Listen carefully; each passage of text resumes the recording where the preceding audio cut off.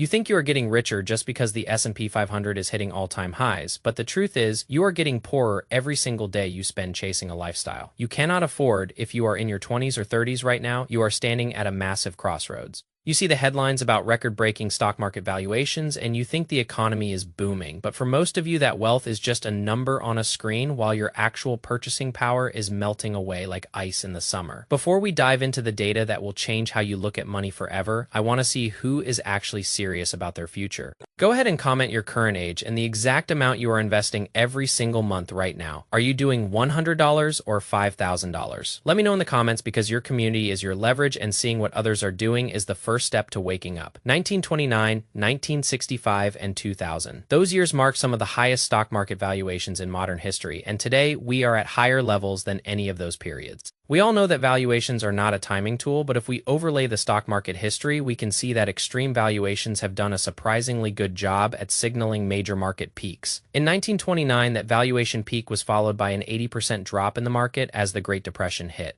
In the 1960s, it was followed by a decade of stagnation, and in 2000, the dot-com bubble burst and wiped out trillions of dollars in market value. What makes today even more fascinating is that these record valuations are happening right in the middle of actual military conflicts.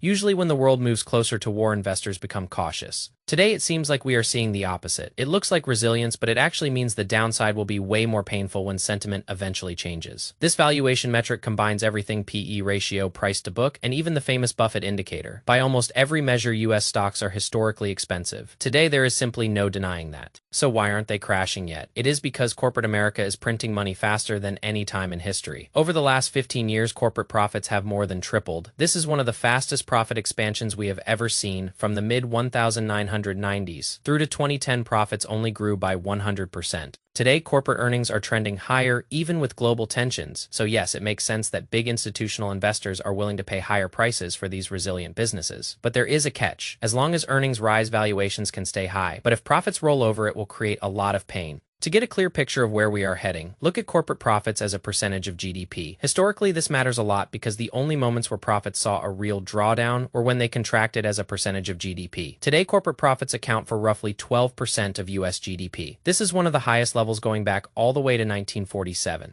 If this drops to the historical average of 6%, it would be the catalyst for a massive market crash. And the single most dangerous factor is the corporate tax rate. Starting in the 1950s, the government raised taxes from 38% to 50%, and profits fell from 10% of GDP to just 4%. Then, in the 1980s, they started cutting taxes down to 21% today. This policy shift is the secret sauce behind the record stock market. If taxes rise back to 35% to fix the massive budget deficit we are seeing, right now the stock market could face a 40% valuation reset. But the current administration wants to keep taxes low until at least 2028. This means the extreme valuations might stay much longer than people think. For you, the individual investor, this means you need to stop living for today and start mastering 5 specific habits. Habit number 1 is handling your first real income. Most people get a raise and immediately buy a new car or a nicer apartment. That is lifestyle inflation. You are just turning yourself into a high-income wage slave. You need to create a gap between your income and expenses and keep that gap growing. I know people making $200,000 a year who are broke because they have no gap. Habit number 2 is building a boring emergency fund. Life is going to throw trash at you. If you don't have 3 to 6 months of cash, you will be forced to sell your stocks at the worst possible time or use a credit card with 25% interest. Lenders love it when you are unprepared.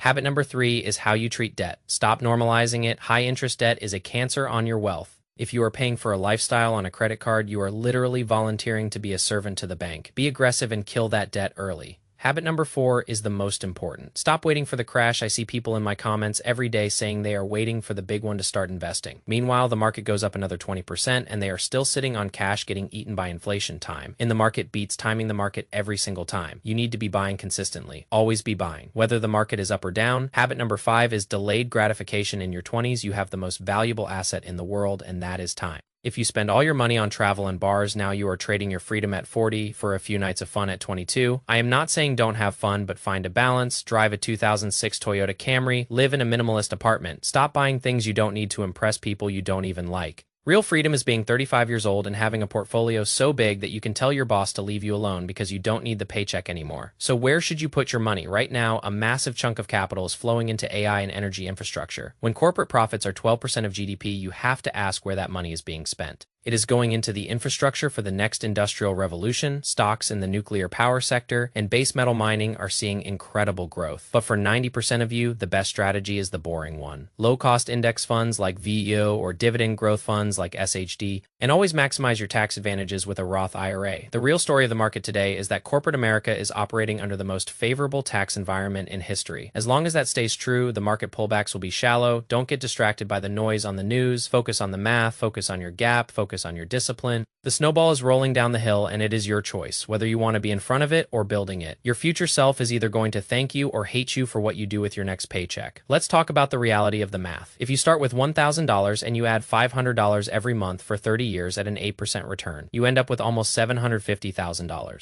But if you wait just 10 years to start, you end up with only $290,000. That 10-year delay cost you nearly $500,000. That is the cost of waiting for a crash that might never come. The system is designed to keep you working and spending. The only way to break the cycle is to own the system through stocks. Stop being a consumer and start being an owner. The reason big oil companies like Chevron and Exxon are sitting on piles of cash is because they know how to play the game. They buy the infrastructure and they control the flow of energy. You need to do the same with your personal finances, control your own flow of cash. Look at companies like Plains All-American Pipeline. They are cash cows because they own the toll booths of the energy world. You need to own the toll booths of the global economy through diversified ETFs. The market is at record levels because profits are at record levels. It is that simple. And while taxes are low, companies are going to keep reinvesting into things like AI and automation. This is the greatest wealth transfer in history. If you are not positioned, you are the one being transferred from. Don T let a $5 latte today rob you of a $5 million retirement. Build your discipline, build your wealth, keep your head down, and stay focused. Every single month, I put my money into the market regardless of what the headline says. I don't care if Brent crude is over $100. I don't care if the straits are closed. I care about my share count. I care about my dividend yield. I care about the long-term structural uptrend of human innovation. You are a part of that innovation, or you are just a fuel source for it. The next 10 years will define the next 50 years of your life. Stop watching from the sidelines. If you want the specific trades I am taking, and if you want to learn exactly when to scale in, you need to find a mentor. But even without a mentor, the simple path of DCA into VOEU is enough to make you a millionaire if you have the stomach for it. The market is going to be volatile. You are going to see 10% or 20% drops. Those are not risks. Those are opportunities for you to buy the future at a discount. Most people panic and sell at the bottom because they don't understand the macro picture. They don't understand that as long as the tax code favors corporations, the market has a floor. They don't understand that earnings growth is the ultimate driver of price.